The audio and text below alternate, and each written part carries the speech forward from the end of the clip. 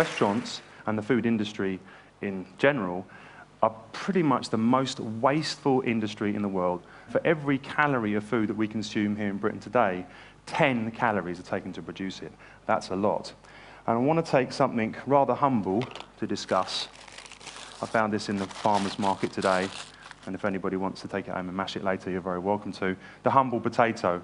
And I spent a long time, 25 years preparing these, and it pretty much goes through 8 different forms in its lifetime. First of all, it's planted, and that takes energy. It grows and is nurtured. It's then harvested.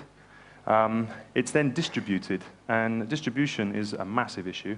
It's then sold and bought, and it's then delivered to me. You know, I basically take it, prepare it, and then people consume it. Hopefully they enjoy it. And the last stage is basically waste. And this is pretty much where everybody just disregards it. There are different types of waste. There's a waste of time, there's waste of space, there's a waste of energy, and there's a waste of waste. And every business I've been working on over the past 5 years, I'm trying to lower each one of those elements. Okay, so you ask what a sustainable restaurant looks like. Basically, a restaurant that looks like just like any other.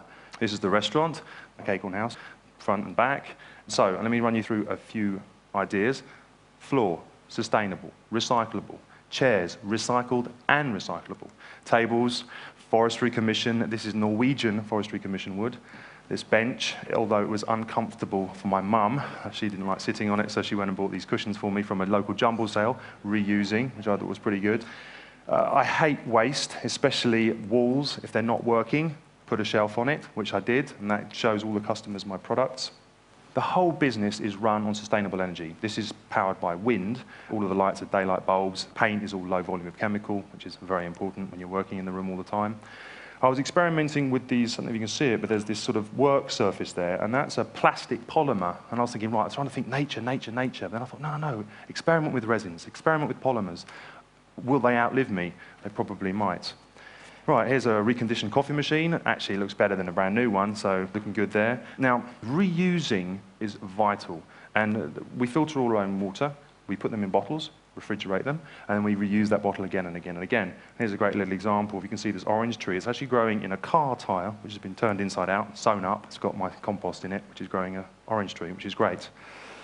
This is the kitchen, which is in the same room. I basically created a menu that allowed people to choose the amount and the volume of food that they wanted to consume. Rather than me putting a dish down, they were allowed to help themselves to as much or little as they wanted.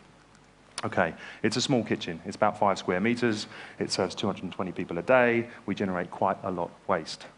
This is the waste room. You can't get rid of waste. But this story is not about eliminating it. It's about minimizing it. In here, I have produce and boxes that are unavoidable. I put my food waste into this dehydrating, desiccating macerator, turns food into an inert material, which I can store and then compost later. I compost it in this garden. All of the soil you can see there is basically my food, which is generated by the restaurant, and it's growing in these tubs, which are made out of storm-felled trees and wine caskets and all kinds of things. 3 compost bins. Go through about 70 kilos of raw vegetable waste a week.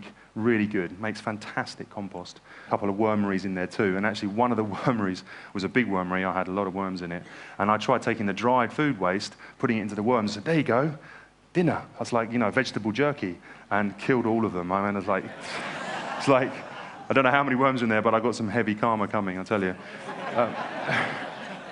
This is what you're seeing here is a water filtration system. So this takes the water out of the restaurant, runs it through these stone beds. There's going to be mint in there, and then I sort of water the garden with it. And I ultimately want to recycle that and put it back into the loos, maybe wash hands with it, I don't know.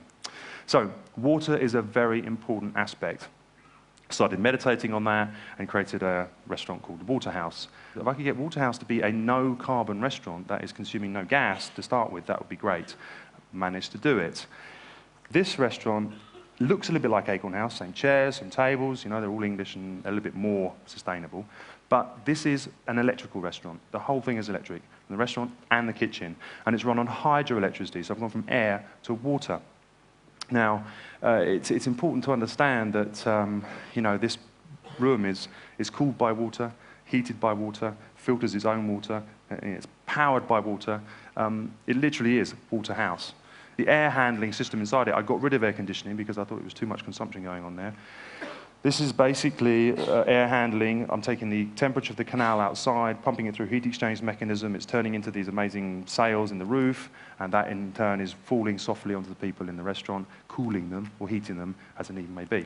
And this is the English Willow air diffuser, and that's softly moving that air current through the room. Very advanced and no air conditioning. I love it. In the canal, which is just outside the restaurant, there's hundreds of meters of coiled piping, and this takes the temperature of the canal and turns it into this 4 degrees heat exchange. I have no idea how it works, but I paid a lot of money for it. And what's great is one of the chefs who works in that restaurant lives on this boat. It's off-grid. It generates all its own power. He's growing all his own fruit, and that's fantastic. There's no accident in the names of these restaurants. Acorn House is the element of wood. Waterhouse is the element of water. And I'm thinking, I'm going to be making 5 restaurants based on the 5 Chinese medicine, acupuncture, specialities. I've got water and wood. I'm just about to do fire. I've got metal and earth to come. So you have to watch your space for that. Okay, so this is my next project. 5 weeks old, it's my baby, and it's hurting real bad. The People Supermarket. So basically, the restaurants only really hit people who believed in what I was doing anyway. What I needed to do is get food out to a broader spectrum of people. So people, i.e. perhaps more working class, or perhaps people who actually believe in a cooperative. This is a social enterprise, not-for-profit, cooperative supermarket. It really is about the social disconnect between food, communities in urban settings, and their relationship to rural growers, connecting communities in London to rural growers. Really important. So I'm committing to potatoes, I'm committing to milk, I'm committing to leeks and broccoli, all very important stuff.